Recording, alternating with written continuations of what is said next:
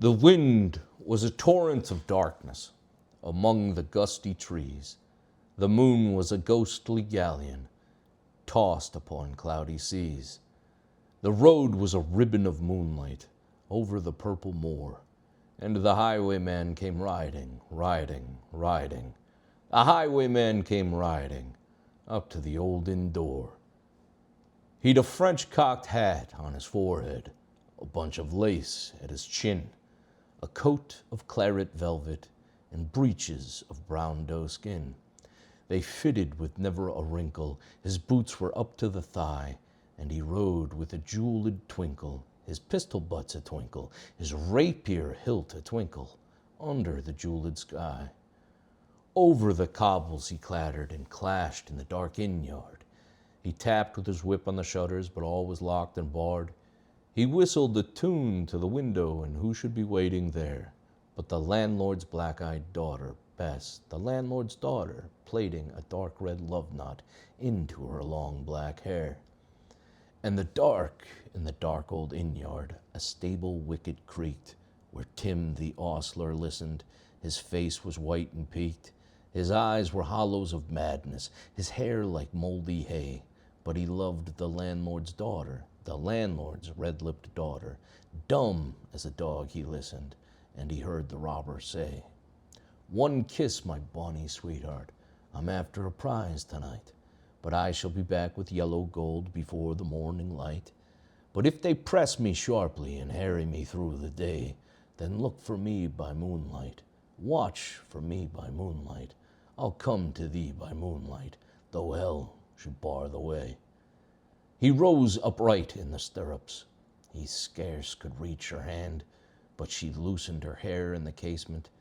His face burnt like a brand, as the black cascade of perfume came tumbling over his breast, and he kissed its waves in the moonlight. Oh, sweet black waves in the moonlight. Then he tugged at his rein in the moonlight and galloped away to the west. He did not come in the dawning. He did not come at noon, and out of the tawny sunset before the rise of the moon, when the road was a gypsy's ribbon, looping the purple moor, a red-coat troop came marching, marching, marching. King George's men came marching up to the old inn door. They said no word to the landlord. They drank his ale instead. But they gagged his daughter and bound her to the foot of her narrow bed. Two of them knelt at her casement, with muskets at their side. There was death at every window, and hell at one dark window, for Bess could see through her casement the road he would ride. They had tied her up to attention with many a sniggering jest. They had bound a musket beside her, with the muzzle beneath her breast. "Now keep good watch," and they kissed her. She heard the doomed man say, "Look for me by moonlight. Watch for me by moonlight. I'll come to thee by moonlight, though hell should bar the way." She twisted her hands behind her, but all the knots held good. She writhed her hands till her fingers were wet with sweat or blood. They stretched and strained in the darkness, and the hours crawled by like years, till now on the stroke of midnight, cold on the stroke of midnight, the tip of one finger touched it. The trigger, at least, was hers. The tip of one finger touched it. She strove no more for the rest. Up she stood, up to attention, with the muzzle beneath her breast. She would not risk their hearing. She would not strive again, for the road lay bare in the moonlight, blank and bare in the moonlight, and the blood of her veins in the moonlight throbbed to her love's refrain. Tlot, tlot, tlot, tlot, had they heard it, the horse hoofs ringing clear. Tlot, tlot, tlot, tlot, in the distance, were they deaf that they did not hear? Down the ribbon of moonlight, over the brow of the hill, the highwayman came riding, riding, riding. The red coats looked to their priming. She stood up straight and still. Tlot, tlot, in the frosty silence. Tlot, tlot, in the echoing night. Nearer he came and nearer. His face was like a light. Her eyes grew wide for a moment. She drew one last deep breath. Then her finger moved in the moonlight. Her musket shattered the moonlight, shattered her breast in the moonlight, and warned him with her death. He turned, he spurred to the west. He did not know who stood, bowed with her head o'er the musket, drenched with her own blood.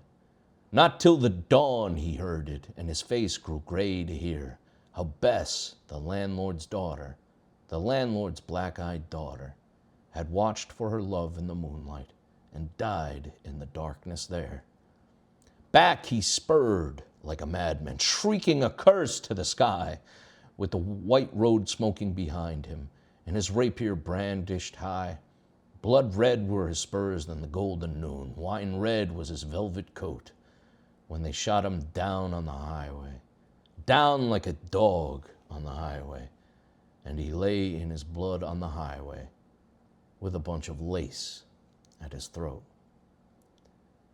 And still of a winter's night, they say, when the wind is in the trees, when the moon is a ghostly galleon tossed upon cloudy seas, when the road is a ribbon of moonlight, over the purple moor, a highwayman comes riding, riding, riding. A highwayman comes riding up to the old inn door.